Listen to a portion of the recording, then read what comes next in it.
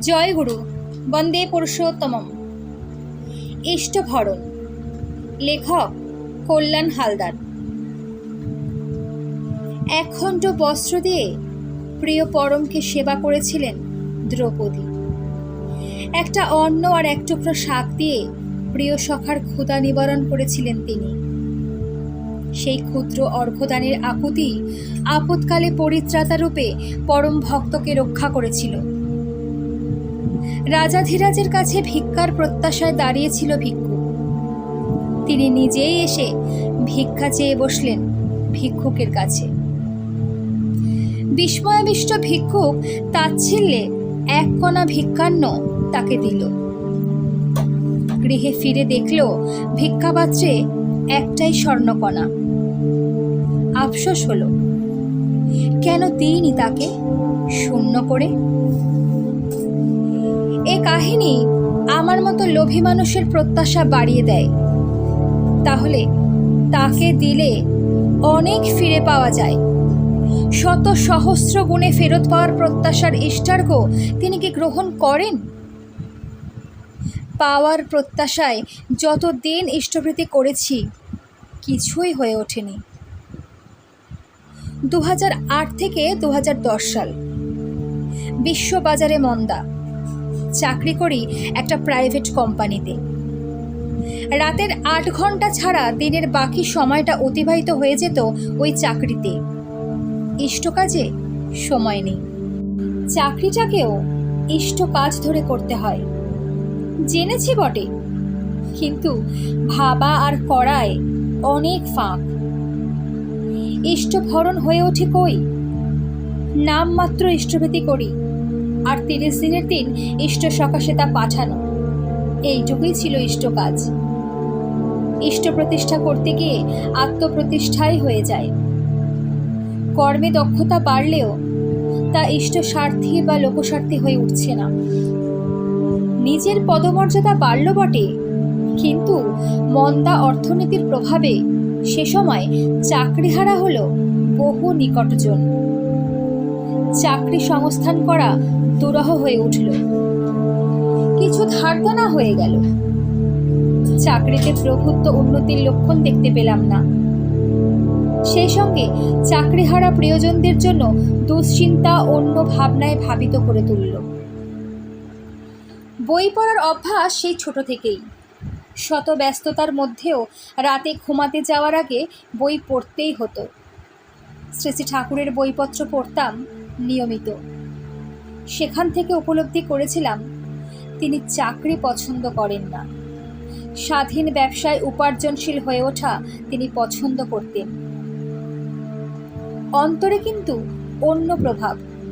উদ্যমী উদগ্র চাহিদা কখনো কোন ফাঁক দিয়ে বাড়িয়ে ফেলেছি অহেতুক তার যোগান দিতে ব্যবসায় ভরসা। বলা বাহুল্য, সেই লোভেই কয়েকজনকে নিয়ে ব্যবসা শুরু করলাম চাকরি না ছেড়ে।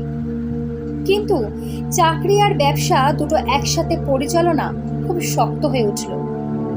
অফিসে মনোযোগের অভাবে কাজের ক্ষতি হচ্ছে, এদিকে প্রত্যক্ষ পর্যবেক্ষণের অভাবে ব্যবসাটাও ঠিকঠাক পরিচালনা করা যাচ্ছে না। অজ্ঞতা চাকরিটা ছেড়ে দিলাম। কাজও পেয়ে গেলাম ঠাকুরের দয়ায়। সঞ্চিত অর্থ অফিস সাজাতে ব্যয় হয়ে গেল। 3-4 জন কর্মী নিয়োগ করতে হলো। মুশকিল হলো কাজটা সম্পূর্ণ করতে কয়েক মাস লাগবে। সেই মাস কয়েক কর্মচারীদের বেতন ও আনুষঙ্গিক খরচ বহন করতে যাবতীয় সঞ্চয় শূন্য হয়ে গেল। প্রবৃত্তির কোন বিষাক্ত খেয়ালে কখন যেন চাহিদাকে উদগ্র করে তুলেছিলাম, তাকে নিয়ন্ত্রিত করা হয়নি। নিয়ন্ত্রিত পরিচালনার অভাবে বেসামাল হয়ে গেল। আর বেসামাল হলেই তাকে মনে পড়ে। ভক্তি উছলে ওঠে। বিধাতা মুচকি হাসেন। দেবতার কাছে মাথা কুটিস, ফাঁকি দিয়ে বাগাতে মাল। ঠাকুর কি তোর এতই বেকুব, ফাঁকি রেখে নয় সামাল? অনুশ্রুতি 2য় খণ্ড, ধর্ম, বাণী সংখ্যা 135। বিধির ফাঁদে তিনিও তো বাধা, তাই তো তিনি বিধাতা। অবিধেয় চলনের ফল নিতেই হয়।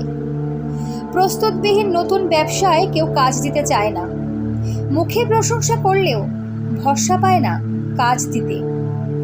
যে কাজের ভরসায় ব্যবসা শুরু করেছিলাম সেই কাজের মূলধনই ফেরত পাওয়া মুশকিল। ব্যবসা টেকাতে হলে চাই নতুন ক্রেতা, নতুন কাজ।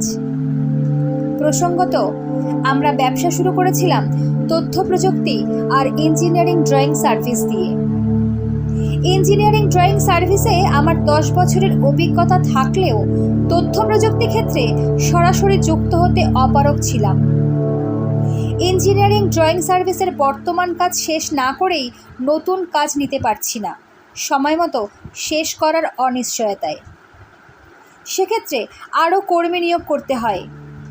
তাতে সমস্যা তাদের পারিশ্রমিক মেটানোর। আরও মূলধনের প্রয়োজন। অনভিজ্ঞ সংস্থাকে ব্যাংকও লোন দেয় না। অনিশ্চয়তায় দুশ্চিন্তা বাড়তে লাগলো। যে উদ্যমে শুরু করেছিলাম তাতে ভাটা পড়েছে। কর্মচারীদের বেতনের দিন সমাগত। আমি কপরতক শূন্য। আমার পিতা বললেন, নাম ধ্যান বাড়ানো লাগে। আমার ক্ষীণ ইষ্টচলনের সুতোটুকু আমার বাবাই ধরে রেখেছিলেন। 30 দিনের দিন ইষ্টবৃত্তি পাঠানোর কথা তিনিই স্মরণ করিয়ে দিতেন। আর যখনই কথা হতো তিনি নাম করার কথা বলতেন। ইষ্টবৃত্তিটা 30 দিনের দিন পাঠানো গেলেও নাম ধ্যান হতো যখন বিপদে পড়তাম। বিপদে মোরে রক্ষা করো, বাকি সময় আমিই কর্তা, এই বোধ তখন আমার। অনেক পরে বুঝেছি তিনি চালাকির দ্বারা চালিত হন না। আমি যদি চালাক হই তিনি অতি চালাক হবেন, এটাই স্বাভাবিক। সেই বোধ আমার তখন হয়নি। নির্বোধ ও বোকা না হলে মানুষ এরকম ভাবতে পারে না। অথচ তিনি প্রথমেই বলেই দিয়েছিলেন, অর্থ, মান, যশ ইত্যাদি পাওয়ার আশায় আমাকে ঠাকুর সাজিয়ে ভক্ত হয়েও না। ঠাকুরত্ব তো জাগেইনি। বাবাই আমাকে বারংবার বলে বলে ইষ্টবৃত্তি 1 টাকা থেকে ক্রমে 5 টাকা নিয়ে গিয়েছিলেন। বলেছিলেন, নিজের দৈনন্দিন খরচের সমানুপাতিক ইষ্টবৃত্তি বাড়াতে হয়। এখানেই ব্যতিক্রম ঘটে গেল। আমার দৈনন্দিন খরচ বাড়িয়ে তুলেছি অজান্তে, কিন্তু তদানুপাতিক তাকে দেওয়া হয়নি। আমার পরিবারের সবাইকে নিয়ে চলি যখন প্রত্যেকের দৈনন্দিন খরচ আমাকেই বহন করতে হয়, তাহলে তাকে ব্রাত্য করে রাখা কেন? আর যদি তাই রাখি, তাহলে তার কাছ থেকে পাওয়ার প্রত্যাশাই বা কেন? কর্মীদের বেতন দেওয়ার 2 দিন আগে আমার 2 বছরের সন্তান জ্বরে আক্রান্ত হলো। পরের দিন ইষ্টবৃত্তি পাঠাতে হবে। সেই ইষ্টার্ঘ রেখে আমার ওষুধ কেনার টাকা রইল না। এক বন্ধুর কাছ থেকে 200 টাকা ধার করে ওষুধ কিনলাম। পরের দিন জয়নগর মজিলপুর ঠাকুরবাড়িতে ইষ্টবৃত্তি জমা করে বাবার কাছে বসে আছি। তিনি আমার মুখ দেখে আর 2-1টি কথাবার্তা জিজ্ঞাসা করলেন, তোর কি ফিনান্সিয়াল সমস্যা চলছে? বললাম, তা একটু হচ্ছে, তবে চিন্তা করো না, ঠিক হয়ে যাবে। একটু চুপ থেকে বললেন, ইষ্টবৃত্তি বাড়ানো লাগে। আর কিছু না ভেবে বললাম, আগে কাল থেকে ডবল করে ইষ্টবৃত্তি করব। বস্ত্র হরণ হচ্ছে। এক হাতে লজ্জা নিবারণের বস্ত্র আঁকড়াচ্ছেন, অন্য হাতে ঈশ্বরকে ডাকছেন। ঈশ্বর ভক্তের ডাক শুনে উঠলেন। কিছু দূর গিয়ে আবার ফিরে এলেন। কি হলো? হেসে বলছেন, ভক্ত নিজেই সামলাচ্ছেন। ওদিকে ভক্ত শেষমেশ আটকাতে পারলেন না, দুহাত ছেড়ে দিলেন, চুলোয় যাক লজ্জা, তোমার ইচ্ছাই পূর্ণ হোক। এবার বস্ত্র এলো, অনর্গল, অবিরাম। সেদিনই বিকেলে অফিস ছুটি দিয়ে বাজারের মধ্যে দিয়ে ফিরছি। মাথার মধ্যে অর্থ সংগ্রহের উপায় খুঁজে চলেছি। হঠাৎ এক স্থানীয় খুব প্রভাব প্রতিপত্তিশালীর ভদ্রলোকের সঙ্গে দেখা। আমাদের দেখে থেমে জিজ্ঞাসা করলেন, তোমরা নাকি কি সব সফটওয়্যারের কাজ করছো? আগে চেষ্টা করছি। আধ ঘন্টা বাদে আমার অফিসে একবার এসো তো। আধ ঘন্টা পরে গেলাম। তিনি সব শুনে বললেন, আমার অফিসের জন্য একটা সফটওয়্যার কাস্টমাইজ করে বানাতে হবে। তোমরা কি করতে পারবে? আগে চেষ্টা করব। দেখো, আমি এটা কলকাতার ভালো কোম্পানিকে দিয়ে করতে পারতাম, কিন্তু তোমরা স্থানীয় ছেলে, তোমরা কিছু করতে পারলে আমি খুব খুশি হব। চেষ্টা করে দেখো। কত খরচ লাগবে? কত খরচ হতে পারে তার কোনো ধারণা আমাদের ছিল না। আমতা আমতা করে খানিক ভয়ে ভয়ে বললাম, আগে ৮০,০০০-এর মতো। একটু চুপ থেকে বললেন, ঠিক আছে, কাল থেকে শুরু করো। আর এখন ৫০,০০০ টাকা অ্যাডভান্স দিচ্ছি, বাকিটা শেষ হলে নিও। আমরা বাকরুদ্ধ। ঠিক অতটুকুই সেই সময়ের জন্য প্রয়োজন ছিল। বুঝেছিলাম আমরা তার কাছে যতটুকু উন্মুক্ত হই, তিনিও ততটুকুই প্রকট হন। আমার দেওয়ার দরজা যতটুকু খোলা, প্রাপ্তির পথও ততটুকুই প্রশস্ত। সংসারের আর ৫ জনের মতো তার ভরণের দায়ও আমার নেওয়া লাগে। গাছকে ভালোবেসে জল সার দিই বলেই গাছ ফুল ফল দিয়ে ভরিয়ে দেয়। তাকে ভালোবাসি বলেই তাকে দিই। আমার স্বাচ্ছন্দ্যের জন্য যা প্রয়োজন আমার পরিবারকেও তো সেই স্বাচ্ছন্দ্যেই রাখি। তিনি যদি আমার পরিবারের একজন হয়, তাহলে তাকেও সেই স্বাচ্ছন্দ্য দিতে হয়। এই বোধ থেকেই ইষ্টভীতি করতে শুরু করলাম। আশ্চর্য এই যে আজ প্রায় ১৫ বছর হতে চলল, আর কখনোই ওরকম সমস্যার সম্মুখীন হইনি। আমরা সাধারণ মানুষ, চলার অনেক ফাঁক থেকে যায়, তবু ওই দেওয়ার ধান্দাই কোথা থেকে যেন জুগিয়ে দেয়। তিনিই আগলে রাখেন। একবার রাতের বাসে আসামের জোরহাট থেকে গৌহাটি ফিরছি। রাস্তায় ভোর হয়ে গেল। বাসের মধ্যে ইষ্টভীতি করতে করতে নামার স্টপেজ এসে গেল। ইষ্টভীতি করেই তাড়াহুড়ো করে বাস থেকে নেমে পড়েছি। বাস ছেড়ে দিল। ব্যাগপত্র ঠিকঠাক নিয়ে নেমেছি কিনা দেখতে গিয়ে টের পেলাম ইষ্টভীতির ব্যাগটা আর মানি ব্যাগটা নেই।